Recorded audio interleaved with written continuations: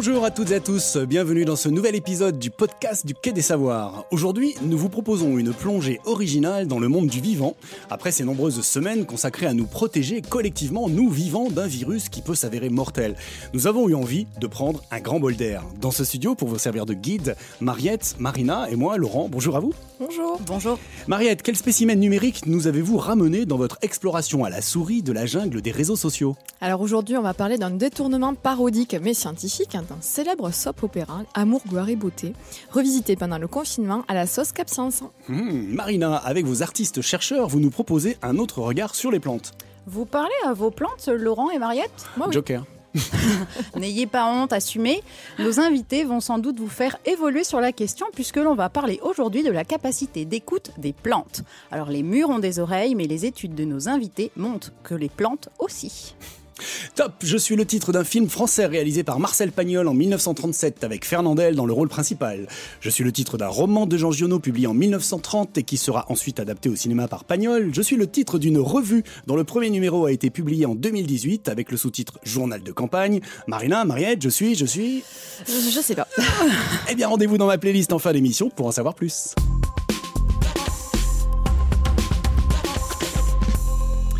On commence par vous, Mariette. Alors, qu'avez-vous vu sur le web ?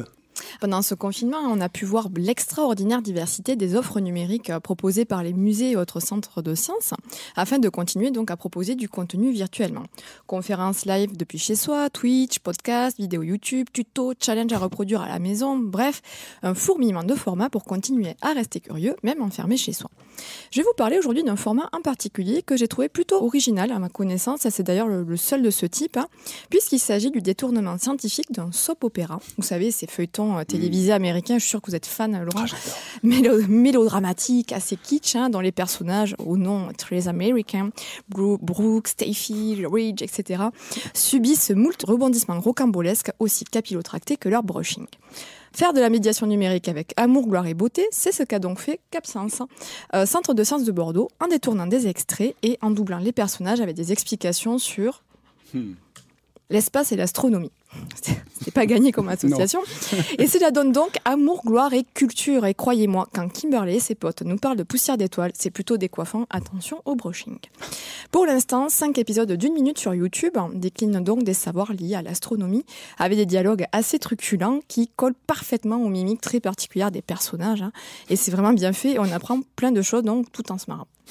Donc, Exit Los Angeles, les personnages remixés par Capscience évoluent donc désormais à Bordeaux et ils se rendent à côté Sciences, Air et Espace à Mérignac ou à Capscience of course. Et les habituelles scènes de drama et autres règlements de compte servent ici de cadre aux explications ou autres débats autour d'hypothèses, théories sur la provenance de l'eau grâce aux comètes, les trous noirs, les météorites, la gravité, etc. Donc vous me connaissez, quand la science et la transmission des savoirs dialoguent avec la pop culture, je ne peux qu'être fan. Et j'avoue qu'allier amour, gloire et beauté à l'astronomie, c'est un sacré coup de maître. Chapeau aux voix off Emeline et Gloria qui ont assuré ce doublage avec brio. Un format à découvrir sur la chaîne YouTube de Capscience. Merci Mariette. Et je signale que toutes vos chroniques sont à écouter et réécouter sans modération sur l'appli mobile du podcast du Quai des Savoirs. Elles sont partout autour de nous, dans des pots, des bacs, des jardins, dans les champs, en bordure des routes, en ville. Les plantes nous sont familières et pourtant, il nous reste bien des choses à apprendre à leur sujet. C'est ce que vous nous proposez, Marina, pour votre plateau artiste scientifique avec vos deux invités, Edwige Armand, artiste et enseignante-chercheuse en agriculture à l'INP Purpan, une école d'agronomie. Bonjour Edwige. Bonjour Laurent. Et Frédéric Garcia, chercheur à INRAE Toulouse au sein de l'unité mathématiques et informatique appliquée, spécialiste de l'intelligence artificielle. Bonjour Frédéric. Bonjour. Bonjour à tous les deux. Alors, changement de prisme de lecture pour observer le monde aujourd'hui, puisque vous allez en quelque sorte nous faire entrer dans la peau d'une plante. Alors, réagir à la lumière, à la présence d'eau, c'est déjà connu. Et dans les labos, on s'intéresse désormais à des perceptions beaucoup plus fines, et notamment celle du son. C'est le propos notamment de l'installation Art-Science nommée Qui parle donc ? Edwige, est-ce que vous pourriez nous parler de cette installation qui met tour à tour la plante et le visiteur sous le feu des projecteurs ? On a décidé de placer le spectateur à la place de la plante. Et en fait, c'est lui qui va être observé, qui va être contrôlé par la plante. Donc, c'est assez complexe. Il y a 3 bacs. Dans ce premier, vous pouvez trouver le premier bac en fait où l'œil du spectateur est traqué. Donc l'idée ici qu'on a voulu développer dans ce premier bac était qui est-ce qu'on observe quand on fait de la science? Est-ce que l'homme ne fait pas que s'observer soi-même? Et est-ce que la présence humaine est vraiment réelle pour une plante, étant donné qu'on n'a pas du tout les mêmes percepts que la plante n'a pas du tout le même monde phénoménal que le nôtre. Donc, qu'est-ce qu'un homme pour elle?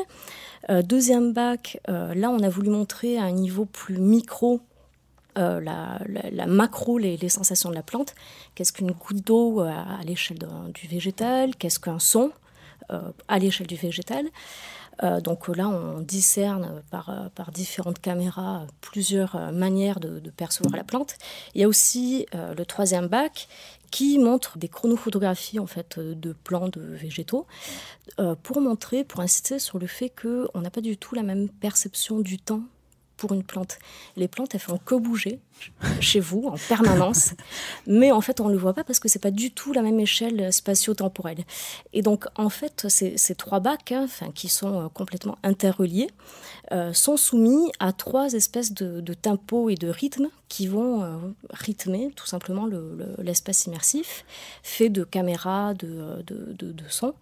Donc là, tous les écrans et tout le son va créer des alertes, des alarmes, tout simplement pour dire que, pour questionner ce rapport de domination permanente que l'être humain a voulu avoir sur les autres espèces vivantes, et le fait qu'on cherche tout à contrôler, mesurer, est-ce qu'il n'y a pas d'autre manière effectivement, d'avoir un rapport au monde. Exactement. Alors dans cette installation, le son est très présent, mais alors pas n'importe quel son. Alors il y a beaucoup effectivement de sons, de bruit, mais il y a aussi beaucoup les sons de la nature, ceux que l'on entend lorsque vraiment on tend l'oreille, comme ceux par exemple d'un lac de glace.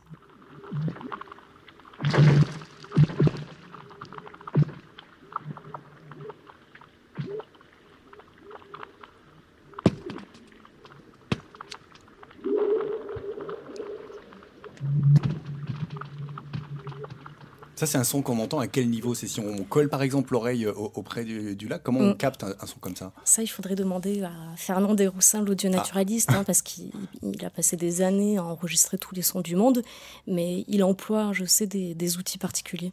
Il faut rajouter aussi que tous ces sons ont été retravaillés par Thierry Bèche, qui les a grossis, qui les a amplifiés, transformés.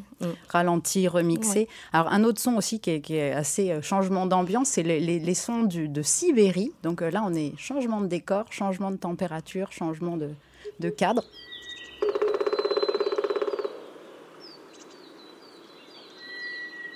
On se croirait presque en Amazonie, en fait, c'est assez perturbant. Oui, c'est clair. Alors, c'est des sons qui sont très planants, très évocateurs. Alors, Frédéric, est-ce que les plantes perçoivent ce type de son? Qu'est-ce que les plantes perçoivent là-dedans? Il n'y a pas de système auditif identifié chez les plantes. Donc, et non.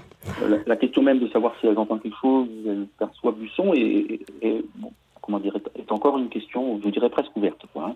Mais néanmoins, c'est plus par les effets du son sur d'autres facteurs de développement, de croissance, de comportement de la plante. C'est l'étude des effets, c'est la reconnaissance que certains sons avaient des effets qui aujourd'hui laissent entendre, c'est le cas de le dire, que la plante percevrait des sons. Voilà, d'accord ? C'est ce que disait par exemple Edwige par rapport au son de l'eau qu'on entendait et qui faisait des effets par rapport aux racines de l'installation. Voilà, c'est ça. C'est des exemples de résultats récents, il y a à peine quelques années. C'est beaucoup de résultats sur le planté son sont moins de 5 ans. Il y a quelques labos dans le monde qui travaillent là-dessus. Et donc ça va être des résultats liés à une croissance orientée, comme on sait que la lumière attire la croissance, va attirer les plantes. On savait que l'eau, mais on imaginait que c'était plus par des questions de détection, de gradient, d'humidité, des choses comme ça.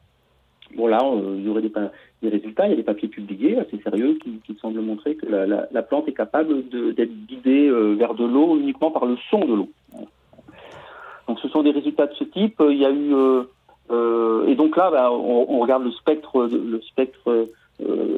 audio de l'eau et on peut déjà avoir un ordre de grandeur, une idée des fréquences qui pourraient être reconnues. Peu à peu, il y a eu beaucoup de phénomènes comme ça qui ont été observés dans la nature.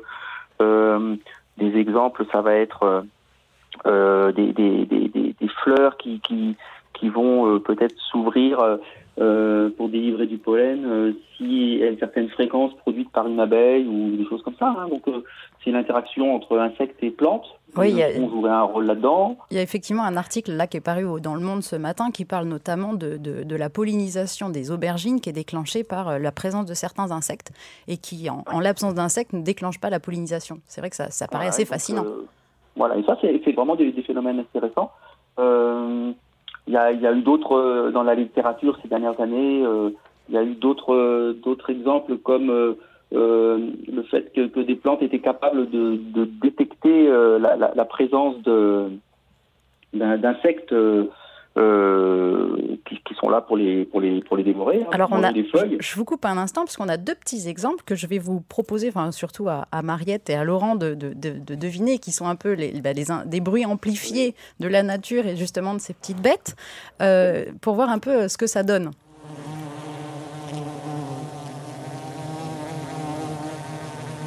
Le phacochère. Celui-là, il est facile. L'abeille. Celui-là est relativement facile. Le deuxième l'est moins. Quelqu'un atteint de bruxisme quand on dort en se raclant les dents. Une souris qui gratte. Oui, bien. Ouais. Une souris. Eh bien non, c'est une chenille qui grignote une feuille. Alors du coup, la plante serait capable de percevoir la chenille grignotant sa feuille. Voilà, c'est ça. Et alors, on savait que les plantes étaient capables de détecter très rapidement comme ça des insectes, des chenilles et autres insectes qui viennent les grignoter. Mais jusqu'à maintenant, l'explication était une explication chimique. On savait qu'il y avait des molécules qui étaient reconnues dans la salive de la chenille, par exemple, ici. Et voilà, et ça c'est un fait bien connu depuis très longtemps. Ce qui est beaucoup plus récent, c'est qu'en fait, la plante serait capable de reconnaître, de détecter une attaque de chenille comme ça, aussi, donc c'est une voie parallèle un peu, aussi par l'information acoustique, par les vibrations, qui sera assez caractéristique. Et donc voilà, un papier encore récent qui montre que en reproduisant uniquement le son d'une chenille, on est capable de déclencher le début d'une réponse de défense de la plante. Wow. C'est ça, c'est que non seulement elle le perçoit, alors on ne sait pas encore bien comment, mais elle le perçoit, et ensuite elle est capable de déclencher une réponse. Alors du coup, sans organe de détection de ces sons, sans système nerveux, sans cerveau pour déclencher quoi que ce soit. Oui, voilà, c'est ça. Puis on sent que les labos multiplient un peu des exemples comme ça pour valider tout ça. Et puis après, les uns les autres, on travaille pour essayer de comprendre ce qui se passe, Comment c'est traité, à quel niveau y a-t-il un traitement de l'information, s'il y a traitement de l'information, enfin voilà, quelle est la complexité un petit peu de ce traitement depuis un son qui arrive sur la plante jusqu'à une modification du comportement au sens large de la plante, Mais du coup, ça vient questionner aussi nos rapports avec les plantes, parce que du coup, on peut se demander comment les plantes nous entendent. Elles doivent nous entendre, non? Elles réagissent, je sais pas. Subissent notre musique. En tout cas, on est dans les mêmes spectres, c'est clair, qu'on est dans les mêmes spectres de fréquences, dans les mêmes gammes de fréquences, de quelques centaines de hertz jusqu'à quelques milliers de hertz. Donc, il faut imaginer que peut-être la plante perçoit des sons qui, pour nous, ils sont à la bonne fréquence, mais ils sont tellement faibles qu'on n'a pas idée, Et donc, c'est compliqué pour nous, que ce soit en personne, en tant que chercheur, c'est compliqué d'essayer de comprendre ce qui peut se passer à l'échelle d'une feuille, quel est le volume perçu, tout ça, voilà, c'est très très faible. Voilà, nos mesures, on travaille dans mon labo, dans l'équipe avec laquelle je travaille sur ces sujets-là à Toulouse. On travaille sur essayer de mesurer un peu physiquement la vibration des feuilles quand on envoie des sons comme ça. On est de l'ordre de la vibration d'un tympan, c'est l'ordre du micron, on va dire, c'est une millième de millimètre et plutôt en dessous, un petit peu en dessous, Donc c'est très très très faible, Et alors à certaines fréquences, on pourrait même être dans une nocivité ou pas? Est-ce qu'il pourrait y avoir des sons qui seraient, pour le coup, qui pourraient être délétères pour la plante, qui pourraient la tuer? Oui, ce qui est connu en termes nocifs, pas nocifs, ce qui est connu, c'est quand on monte en fréquence vers les ultrasons, il est clair que là, Et ça fait partie des résultats plus anciens. Je dirais, tout à l'heure, j'ai dit que c'était récent, que la communauté scientifique s'intéressait à l'étude du son, l'impact du son sur les plantes. C'est récent chez les écologues, chez les biologistes du végétal, etc. Mais par contre, il y a quand même des communautés qui se sont intéressées à ces questions-là. Plutôt, on va dire, dans la communauté des ultrasons, donc on est bien au-delà d'accord, au-dessus de l'audible. Le bas ultrason, ça va être au-delà de 20 000 Hz, mais ça monte à plusieurs centaines de milliers de Hz. C'est les sons qu'on n'entend pas, mais qui sont assez énergétiques et qui peuvent vraiment faire du mal. Et là, on savait que ces ultrasons pouvaient être très très très néfastes pour le vivant, pour les cellules, et donc ça a été testé sur les végétaux. Et donc ça fait très longtemps qu'on sait que des ultrasons un peu forts peuvent tuer des cellules végétales. Bon, il y avait l'étude un peu par-ci par-là de phénomènes liés à l'impact de certains sons à certaines fréquences sur le rendement des cultures, sur la croissance. Et donc là, c'est pas vraiment de la biologie végétale, c'est plutôt des agronomes qui se sont intéressés à certaines pratiques anciennes de chant, de musique, et pour voir s'il y avait un fond scientifique un peu derrière, et qui se sont rendus compte que finalement, certains sons, certaines fréquences, boostent un peu la plante dans son rendement, dans sa croissance. Voilà. Donc ces savoirs, on les avait. Mais on ne savait pas forcément le pourquoi. Biologie végétale, biologie cellulaire, biologie moléculaire, essayer de comprendre un peu plus en termes de biophysique. C'est ça, le comment ça marche finalement dans la plante. Comment ça marche, voilà, c'est ça qui est important. Et alors en fait, donc, vos sujets d'études sont des sujets qui sont à la fois très récents, très anciens, pas forcément très documentés, parce qu'il n'y a pas beaucoup d'équipes qui travaillent dessus. Et en fait, ce qui est assez rigolo, c'est que c'est vous qui êtes allé chercher Edwige, donc Edwige Armand, pour monter un projet Art Science, elle qui travaillait plutôt sur la question d'entendre des organes. Alors c'est un projet surprenant. Est-ce que du coup ça a fait écho à vos travaux de recherche sur la question d'entendre pourquoi? Alors la question s'adresse un peu à tous les deux.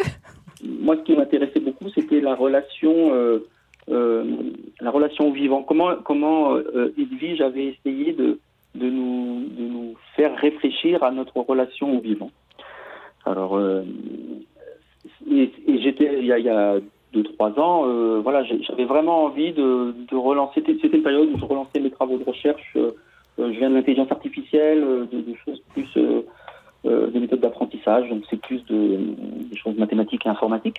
Et j'avais envie de réorienter ça vers de la biologie. C'est ça, du coup, de porter un peu un autre regard sur cette notion de perception. Et donc, du coup, vous, Edwige, vous étiez vraiment sur ce côté perception, mais alors plutôt côté humain.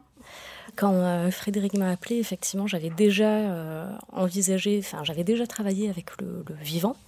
Et au tout départ, en fait, j'ai commencé mes recherches en travaillant sur la perception humaine, comment l'humain construisait sa réalité, en fin de compte, par la mémoire, le langage, la culture, les représentations.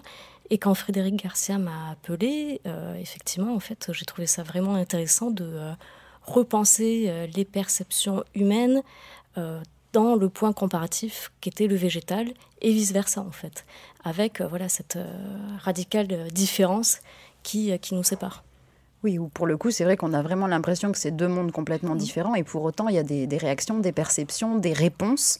Et ce qui est assez rigolo, c'est quand on vous entend parler l'un et l'autre, c'est que dès qu'on commence à parler de comportement, on se retrouve vite avec le mot comportement, avec le mot réaction, avec des mots qui sont très anthropocentrés. Et c'est d'ailleurs un des propos de l'œuvre dont on parlait en début d'émission, qui justement met cette position de la plante, de l'homme, de l'humain. C'est un sujet sur lequel vous planchez tous les deux là-dessus. C'est vrai, on n'a pas du tout les catégories de pensée qui correspondent. Nous, on parle d'individus alors qu'il n'y a pas d'individu chez la plante, d'individualité. Elles ne sont pas soumises à la temporalité mort-vie ou vie-mort aussi abruptement que nous. Il y a tout un tas de différences qui nous empêchent de penser son monde phénoménal. Et c'est vrai que l'art est un moyen quand même de mettre en monde, de mettre en forme des manières de voir ou de penser qui ne sont pas totalement actualisées par le langage. C'est ça, ce qui était un peu une de vos questions, Frédéric, quand vous êtes allé voir Edwige. Moi, ce qui m'intéressait quand j'ai été voir Edwige et puis quand on a commencé à travailler ensemble, c'était l'opportunité de travailler avec des artistes pour essayer d'un peu explorer ces questions autour de la relation au vivant, avec un peu plus un peu plus de fraîcheur, un peu plus de liberté qu'on peut l'avoir en science, quoi, où c'est même l'expression des hypothèses est mesurée, il faut faire attention. Et là, le fait de travailler avec des artistes, j'ai trouvé que ça permettait quelque part d'être plus clair d'avoir plus de potentialité, de possibilités dans l'expression d'idées, de potentialités, d'exploration du monde, voilà. Donc, je pense que c'est important de faire attention à bien savoir où est-ce qu'on est quand on fait de la science, quand on travaille avec des artistes, etc. Mais j'avais ça en tête et depuis longtemps, et là ça s'est vraiment confirmé. Grand plaisir à confronter un peu ce monde de la science et puis se travailler avec les artistes. C'est ça, avec ce travail notamment sur la place de l'imaginaire qui est au cœur du travail d'Edwige, au cœur également de l'installation. Merci beaucoup à tous les deux. Alors, il est probable que vous ne regarderez plus votre ficus de la même manière à présent. Pour en savoir plus et un peu plus sur ce dont nous venons de parler, retrouvez les dates des prochaines présentations de l'installation qui parle donc sur le site internet de la passerelle Art Sciences d'Albi et les prochaines interventions grand public de Frédéric Garcia sur le site internet de l'INRAE. À très bientôt. Merci Marina, et toutes les références sont à retrouver sur notre site web et sur l'appli mobile du podcast du Quai des Savoirs.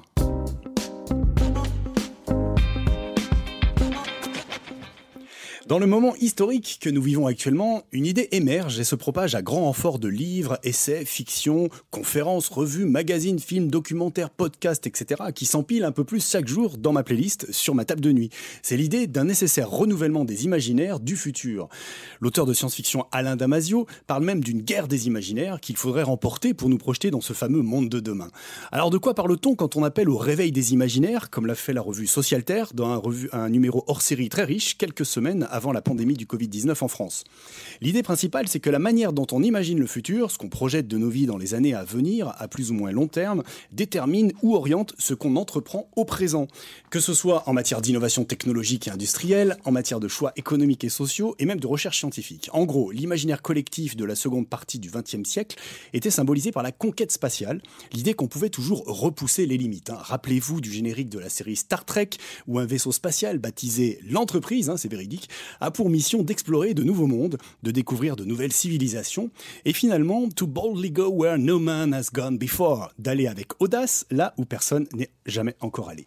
Pour accomplir cette mission, aucune ressource ne doit manquer. L'énergie semble illimitée, tout problème peut être résolu par la technologie, la science permet d'expliquer les phénomènes cosmiques, et le modèle de civilisation est celui de la démocratie blanche, nord-américaine, capitaliste. Voilà, caricaturé et simplifié à l'extrême, je vous l'accorde, les ingrédients de l'imaginaire dominant qui a bercé et façonné des millions d'êtres humains sur Terre pendant des dizaines d'années, au moins jusqu'à l'an 2000, qui a été une des premières déceptions dans cet imaginaire du progrès technologique, car que s'est-il passé à partir du 1er janvier 2000 ? Marina, Mariette, je ne sais pas si vous étiez née déjà. Non. Eh ben rien justement, pas de voiture volante, pas de gouvernement mondial, pas de rencontre avec des intelligences artificielles, rien du tout de ce qu'un certain imaginaire du futur nous prédisait depuis les années 50. Depuis, comme l'a joliment formulé Nicolas Nova, chercheur et enseignant à la Haute École d'Art et de Design de Genève, nous vivons une panne des imaginaires technologiques. Et puis récemment, accompagnant la montée de la prise de conscience écologique face aux accumulations de résultats et de preuves de plus en plus tangibles du changement climatique, est apparu un nouvel imaginaire du futur, celui de l'effondrement, de la collapsologie, de la fin du monde, ou plutôt de la fin d'un monde, et plus précisément d'un mode de vie, le nôtre. Celui qui considère toujours que les ressources planétaires sont illimitées, celui de la pensée à court terme, de la prise d'intérêt rapide, de la spéculation financière et des inégalités sociales grandissantes. Alors, la voici, cette guerre des imaginaires. À ma gauche, les vieilles nouvelles technologies, qui connaissent parfaitement leurs limites, mais qui font mine de rien, qui nous amènent sans jamais l'annoncer vers des sociétés où la surveillance de tous par tous et par les grandes compagnies mondiales règne en maître. À ma droite, le nouveau vieux coup de la fin du monde, avec son cortège de gourous, prédicateurs et autres chevaliers de l'apocalypse. La peste ou le choléra. Encore une fois, je schématise. Vous l'avez compris, pour construire le futur ensemble, il faut aussi le rêver ensemble, l'imaginer ensemble, le designer, le concevoir et le désirer ensemble. D'où le regain de préoccupations actuelles sur ce sujet. Imaginer collectivement un monde qui marche et dans lequel nous aurions ensemble envie de vivre. Bien sûr, ce monde ne sera pas radicalement nouveau. Bien sûr, aujourd'hui, de nombreuses prémices existent et sont bien réelles et porteuses d'espoir et d'avenir. Oui, un nouvel imaginaire est en train de se bricoler, de se construire autour de la place nouvelle que nous, humains, allons être capables de refaire au vivant sous toutes ses formes. D'où l'intérêt de nous intéresser ici et maintenant, dans ce podcast du Quai des Savoirs, aux recherches menées sur le comportement des plantes au contact des ondes sonores. D'où le regain d'intérêt pour les arbres, les végétaux, l'agriculture, nature et bien sûr les animaux, d'où les enjeux aussi d'images du vivant, car l'imaginaire se nourrit des images, mais pas d'images au sens publicitaire pour vendre un produit ou une idée, mais d'images pour exister, pour donner des visages, des voix, des paysages, des sentiments, pour renouveler les stéréotypes et faire changer nos regards sur. Ce que parvient, à mon sens, à faire plutôt pas mal la revue Regain, sous-titrée Journal de campagne, qui chaque saison, depuis 2 ans, célèbre le progrès agricole, la nouvelle génération paysanne, les métiers de la ferme, la vie animale, la bonne chère, les balades en campagne et les feux de cheminée. Eh oui, c'est le pitch de la revue. Une revue à la direction artistique très contemporaine, non misérabiliste sur la ville à la campagne, surprenante dans ses choix éditoriaux, militante évidemment. Ne lui manque plus qu'à s'intéresser un peu plus aux recherches scientifiques sur le vivant. Regain recherche actuellement des soutiens dans cette période dramatique pour la presse et les médias indépendants. Le journal de campagne vous attend sur KissKissBankBank pour un financement participatif. Vieux monde, nouveau monde, méfions-nous des oppositions stériles et retronçons-nous toutes et tous les manches pour construire notre futur ensemble.